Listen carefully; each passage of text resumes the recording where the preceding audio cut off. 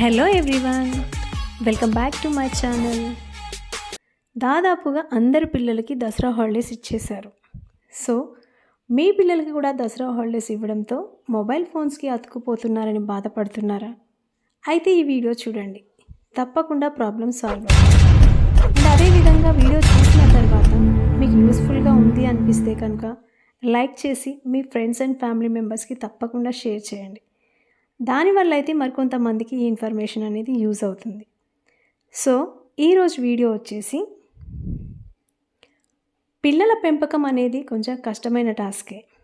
కొన్నిసార్లు ఆ పిల్లల ప్రవర్తన వల్ల పేరెంట్స్కి విసుగొస్తుంది. వాళ్ళని సరైన దారిలోకి ఎలా తీసుకురావాలా అని టెన్షన్ పడుతూ ఉంటారు. అండ్ దానికి తోడు ఈ డిజిటల్ వరల్డ్ పేరెంట్స్కి మరింత కష్టాలను తెచ్చిపెట్టేసింది. ఈ రోజుల్లో పిల్లలు ఎలా ఉన్నారంటే గంటల తరబడి టీవీల ముందు ఇంకా మొబైల్ స్క్రీన్స్ ముందు అతుక్కుపోతున్నారు. పేరెంట్స్ వాళ్ళని రెస్ట్రిక్ట్ చేస్తే ఏడ్చైనా అరిచైనా సరే వాళ్ళ పంతాన్ని నెగ్గించుకుంటారు. అందువల్ల పిల్లలు డిజిటల్ స్క్రీన్లకి బానిసలు అవుతుండడం పేరెంట్స్లో ఆందోళన కలిగించే విషయం అని చెప్పుకోవచ్చు. సో డిజిటల్ ప్లాట్ఫామ్లో వాళ్ళు ఏం చేస్తున్నారో, దానివల్ల వారి ప్రవర్తన ఎలా ఎఫెక్ట్ అవుతుందో, వారి ఆరోగ్యం ఏమవుతుందో అనే బాధతో పేరెంట్స్ అనేవారు చాలా సతమతమవుతారు. రీసెంట్గా ఒక సర్వే నిర్వహించారు. అది సోషియో ఎమోషనల్ లెర్నింగ్ ప్లాట్ఫామ్ నిర్వహించిన సర్వే. ఆ సర్వేలో 61% మంది పేరెంట్స్ తమ పిల్లల యొక్క స్క్రీన్ టైం గురించి టెన్షన్ పడుతున్నట్లుగా గుర్తించారు.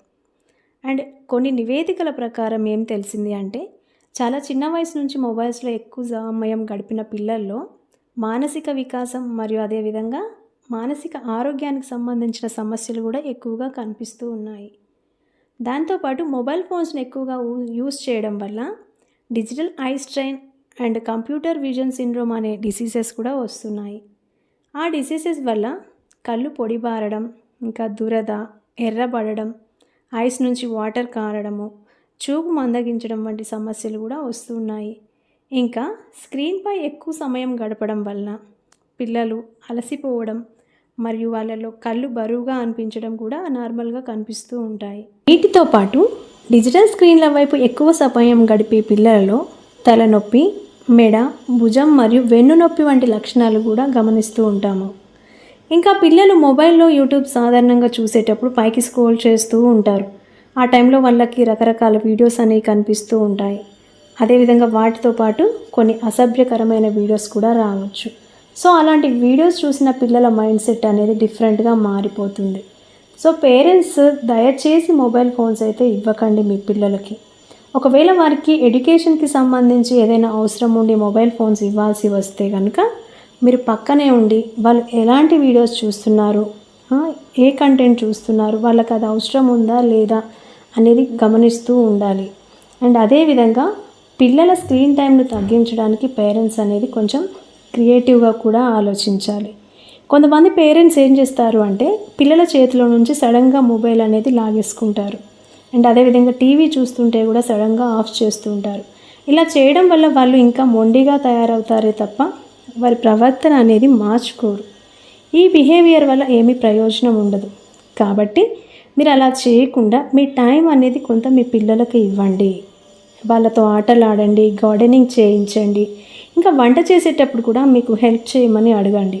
దీంతో మీ పని ఈజీగా అవుతుంది. అంతేకాకుండా అలాగే పిల్లల్ని ఫోన్కి దూరం పెట్టినట్లు కూడా ఉంటుంది. సో ఇంకా మీరు పిల్లలతో మొబైల్ అలవాటు మాన్పించే ప్రయత్నంలో కొంచెం ఓపిక అయితే చూపించాలి. ఎందుకంటే ఒక్క రోజులో అలవాటును అనేది పిల్లలు మానుకోలేరు. కాబట్టి మీ పిల్లలతో ఫ్రెండ్లీగా మాట్లాడండి. వాళ్ళు ఫోన్లో ఏం చూస్తున్నారు, వారి టేస్ట్లో అడిగి తెలుసుకోండి. అండ్ అదేవిధంగా అవి మీ పిల్లలకు ఉపయోగపడకపోతే కనుక వారికి అర్థమయ్యేలాగా ఎక్స్ప్లెయిన్ కూడా చేయాల్సిన అవసరం అయితే ఉంటుంది. ఇంకా సోషల్ అండ్ డిజిటల్ మీడియాని ఒక ప్రాపర్ వేలో యూజ్ చేయకపోవడం వల్ల కొన్ని ప్రాబ్లమ్స్ కూడా వస్తుంటాయి. సైబర్ క్రైమ్ లాంటి ప్రాబ్లమ్స్, వాటి గురించి కూడా పిల్లలకి వివరంగా ఎక్స్ప్లెయిన్ చేయండి. దానితో పాటు పిల్లలకి బుక్ రీడింగ్ కూడా అలవాటు చేయడం చాలా మంచిది. డైలీ బుక్స్ రీడ్ చేయడం వల్ల వారిలో ఉన్న సృజనాత్మకత శక్తి అనేది, ఆలోచన శక్తి అనేది, ఇంకా పదజాలం వంటి నైపుణ్యాలు కూడా పెరుగుతాయి. కాబట్టి డైలీ నిద్రపోయే ముందు వారికి ఒక మంచి పుస్తకం ఇచ్చి దానిని చదివేలాగా వారిని ఎంకరేజ్ చేయండి. దానివల్ల నిద్రలేమి సమస్యగా కూడా ఉండదు. అంటే త్వరగా నిద్ర కూడా వస్తుంది బుక్ చదవడం వల్ల. సో వీటన్నిటినీ ప్రయత్నిస్తూనే తల్లిదండ్రులు ఇంకా గుర్తుపెట్టుకోవాల్సిన మరొక విషయం ఏంటి అంటే, మీరే వాళ్ళకి ఉదాహరణ అండ్ అదేవిధంగా మీరే వాళ్ళకి రోల్ మోడల్స్ అన్న విషయం కూడా తప్పకుండా గుర్తుపెట్టుకోవాలి. ఎందుకంటే తల్లిదండ్రులు ఏది చేస్తే పిల్లలు కూడా అదే ఫాలో అవుతారు. ప్రతి పిల్లవాడికి కూడా తల్లి మొదటి గురువు అండ్ తల్లి ఒడి అనేది మొదటి పాఠశాల. అండ్ మంచైనా చెడైనా కూడా పిల్లలు ఏం చేస్తారంటే తల్లిదండ్రులను చూస్తూనే నేర్చుకుంటారు. సో చాలామంది పేరెంట్స్ ఏం చేస్తుంటారంటే ఫోన్లలోనే ఎక్కువ టైం అనేది స్పెండ్ చేస్తూ ఉంటారు. మరి మీ పిల్లలకు ఫోన్ వాడొద్దని సలహా ఇస్తే వారు ఎలా వింటారు చెప్పండి? మీ పిల్లలు మిమ్మల్ని ఫాలో అవుతారు కదా. సో వీలైనంత వరకు పిల్లల ముందు మొబైల్ యూసేజ్ అనేది తగ్గించండి. ఇన్ కేస్ జాబ్ పరంగా మీరు మొబైల్ యూస్ చేయాల్సి వస్తే కనుక ఆ విషయం వారికి అర్థమయ్యేలాగా చెప్పండి. ఈ విధంగా చేయడం వల్ల పిల్లలు నెమ్మదిగా స్క్రీన్ టైంని తగ్గించుకుంటారు. సో ఇదండి ఈరోజు వీడియో.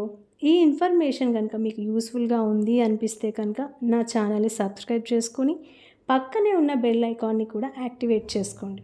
దాని ద్వారా నేను నెక్స్ట్ ఏ వీడియో అప్లోడ్ చేసినా కూడా మీకు నోటిఫికేషన్ అనేది వస్తుంది. Thank you for watching.